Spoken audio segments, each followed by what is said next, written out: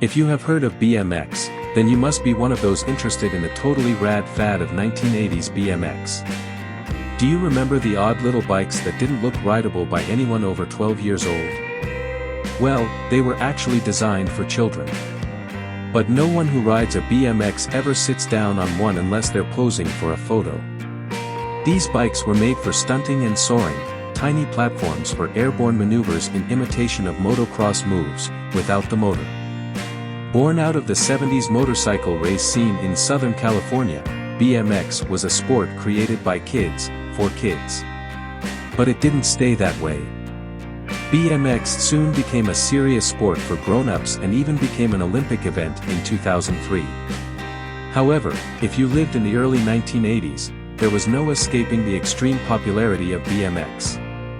These bikes were everywhere, in stores, in magazines, on television, and even in iconic scenes in movies like E.T., The Goonies, and Rad. The BMX craze cannot be viewed without understanding its historical mediatization. The history of BMX is inseparable from the history of its mediation.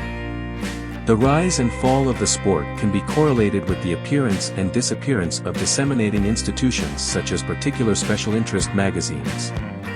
The complex, codependent relationship between profitable mass media, consumer products, and trends like BMX resulted in fads that far outstripped the intentions of their creators. What were the advertisers of BMX selling, besides bikes and t-shirts? Vintage advertisements from the period of BMX's cultural heyday give us a good idea. They were selling a way to grow up without losing the awesome radness of BMX.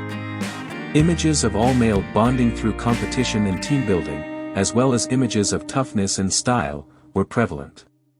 The niche advertising of BMX corresponded with a major commercial turn toward youth subcultures that determined the experiences of generations raised on MTV and extreme sports merchandising. Lifestyle branding and mass media weren't new in the early 80s, but they became entangled with sports and leisure in inseparable ways. Once the bubble burst, profits declined, and pop culture moved on to the next big thing in the late 80s and early 90s. The sport effectively died, as depicted in the 1992 video, Ride On, which features a mock funeral of a BMX bicycle and details the decline of corporate sponsorship, monthly magazines, and dedicated riders. Today, BMX has made a comeback in a very different 21st century media landscape. It is now more niche than ever before and less likely to inspire the kind of worldwide cultural phenomena seen during the 1980s BMX craze. But the memories and nostalgia of that era still remain.